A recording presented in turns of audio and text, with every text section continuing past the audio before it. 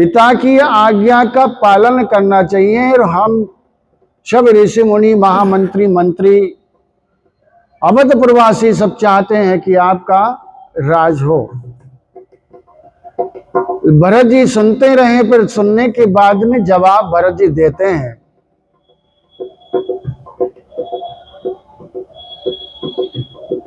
कि मैं मां कैकेयी से जन्मा, इसलिए मुझे राज दे रहे हैं। सोचने की बात है। वो तो मेरी मां को लालच था और लालच में भगवान को वन निकाल दिया। वन चले गए, राजा दशरथ स्वर्गलोक चले गए,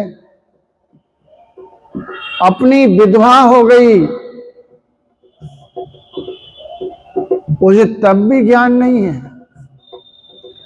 इस संसार में अब जस पाया उसने जस तो पाया नहीं। मैं वो अबजस का बेटा हूं, इसलिए मुझे राज देना चाहते हैं। आप जान रहे हो कि मैं राज के योग हूं, आपने सबने समझ लिया कि मैं राज के योग हूं, क्या समझ के मुझे राज दे रहे हैं। अंत में बहुत कुछ कहने के बाद भरत जी ने कहा कि देखो, अगर मुझे राज देना चाहते हो, सबका मत अलग अलग है, मैं किसे किसे समझाऊं, लेकिन मेरे मन में जो बात आती कि एक कैकेयी को छोड़ करके, वहां नाम लेते हैं, मां कैकेयी को छोड़कर किसी को लालसा नहीं कि भरत राज करे।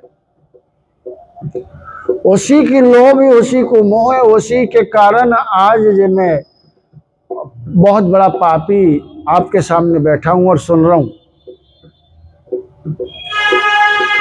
इसलिए मुझे राज देना चाहते हो। बोले वो भी बात सुन लीजिए, जिस वक्त मुझे राजा बना देंगे, राज तिलक कर देंगे हठ पूर्वक, तो ये राज नहीं रहेगा। बोले ये राज पृथ्वी सहित रसातल को चली जाएगी। भरत जी अपने आप को कह रहे कि हम इतने बड़े पापी हैं।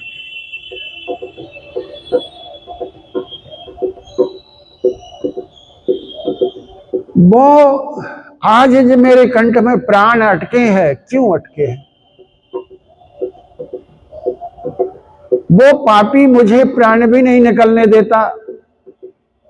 बस एक ही कारण है कि मेरे मन जो है राम जी के चरणों में, इसलिए मेरे प्राण भी नहीं निकलते।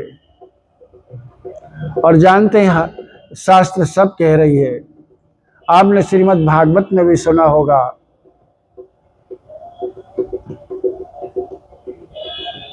प्रहलाद भक्त को हिरण्याकश्यप ने बहुत कुछ मना किया कि नारायण का नाम नहीं लेना चाहिए, नारायण हमारा दुश्मन है। लेकिन प्रहलाद ने नहीं माना।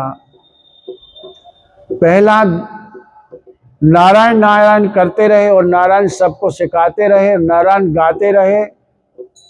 यहां तक लीला आती है कि भगवान के नाम में भगवान जो लेता है और उसके किनारे जाकर के जीव बैठ जाता है।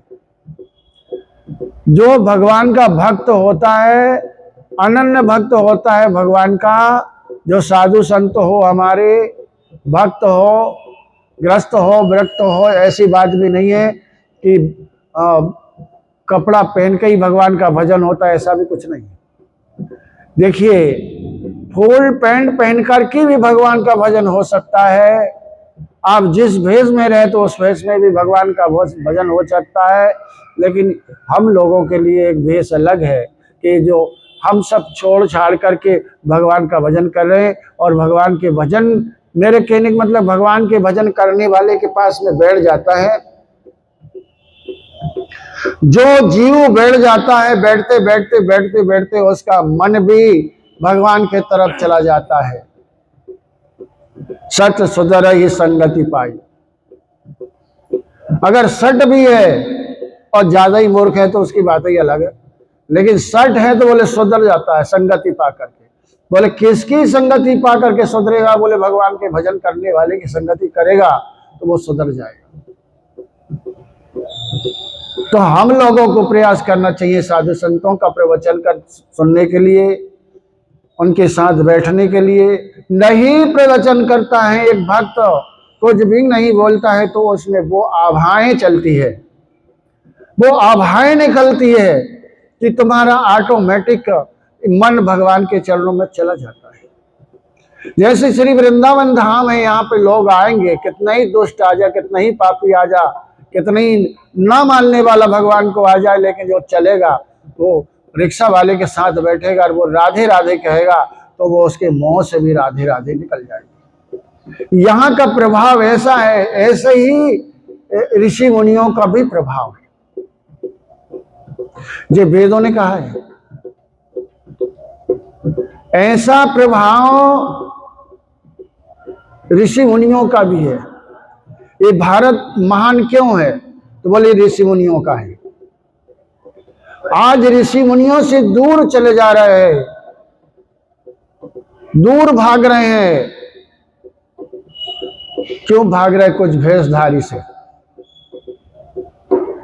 और उसमें मोह तो लेता है, सब कुछ कर लेता है, लेकिन उसके पास कुछ वो सूखा पेड़ है, उसमें कुछ पत्ते नहीं है, तो उसको छाया भी नहीं दे सकता है। छाया तो वो संत देगा जिसका भजन है, जो भगवान के अधीन है, भगवान के शरणों में है, भगवान के चरणों में मन लगा हुआ है। ऐसे ही आज हमारे भरत जी महाराज अवधपुर में ही एक ही है, एक दो नहीं। भरत जी का पूर्ण साधु रूप है, साधु भेष है, लेकिन उनका मन भगवान के चरणों में है, अलग नहीं है। जब भगवान के चरणों में जो भी बैठे ऋषि मुनि, वो सब उनके आगे नतमस्तक, मैं कैसा कहूं, लेकिन ये मानता हूं कि भरत जी की बात वहां सब मान्य हुई। और भरत जी कह रहा है कि मैं राम के चरण बिना नहीं रह सकता, राम मुझे क्षमा कर देंगे, राम मुझे गले लगा लेंगे, राम के चरणों में जाऊंगा, राम ही राजा है और राम ही सब कुछ है मेरे, मैं राम का हूं, और ये सारा जगत राम का है, सारी जगत की व्यवस्था राम जी की है, सब राम जी कर्णधारे, राम जी ही चलाते हैं, राम जी ही मिटाते हैं, राम जी ही इसका सब कुछ करते हैं। जो राम जी की शरण में हो जाता है, तो अभी हम कह रहे थे पहला भक्त बड़ी बड़ी आशाएं आफत पड़ी, लेकिन पहला भक्त डिगा नहीं। अंत में ज्यादा कष्ट होने लगा। हिरण्याकुश ने निर्णय किया कि अब तुझे मारे बगैर छोड़ेंगे नहीं। अग्नि को खम्भ तपाया, और तपाने के बाद में पहला से कहा कि अब बता तेरे भगवान कहाँ है।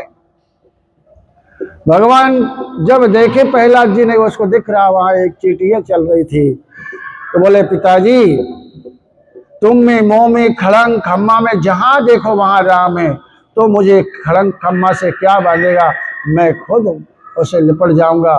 भगवान को मजबूरन होकर के तो उस खम्मा को फाड़ के निकलना पड़ा, और निकल के हिरण्याकुश का उद्धार किया। कहने का मतलब ये है कि वो कैसे ही पापी हो,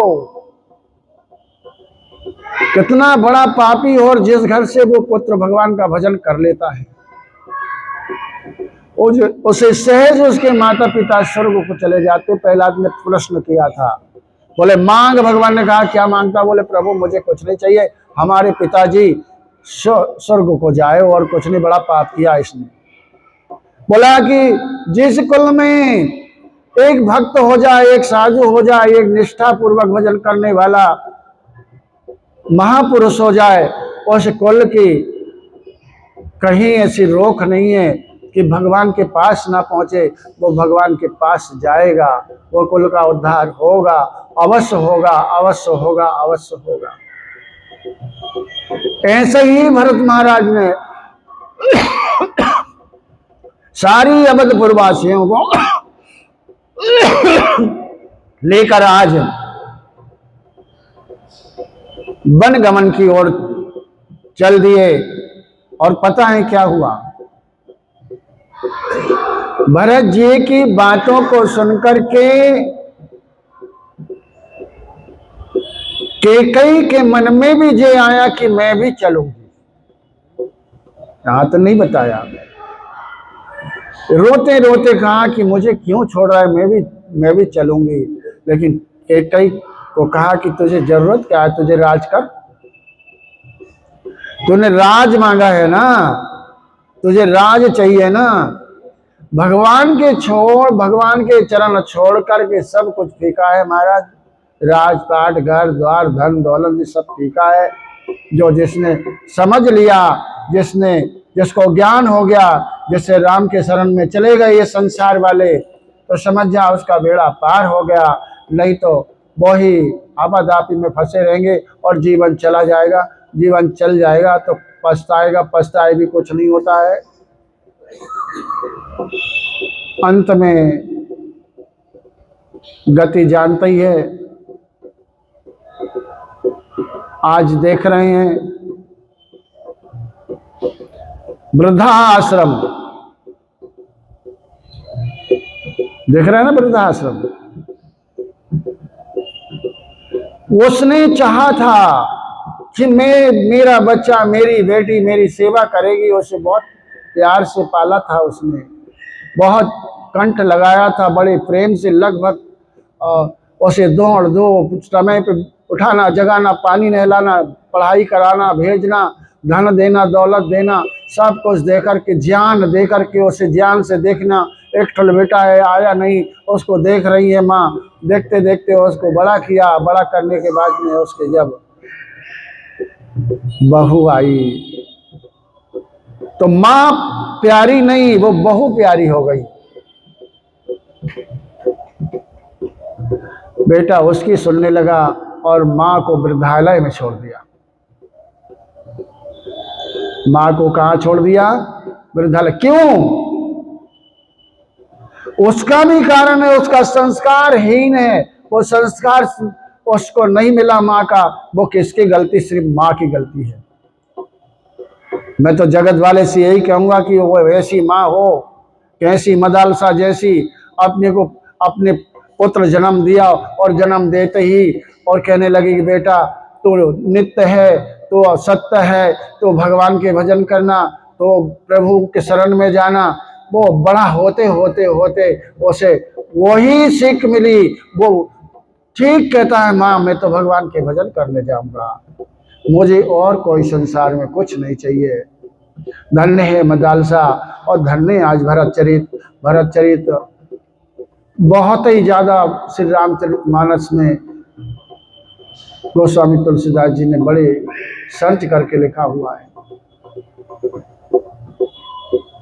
वो माँ ने अपने बेटा को भगवान के चरणों में लगा दिया और भरत महाराज ने चल करके सब भगवान के चरणों में लेकर चले।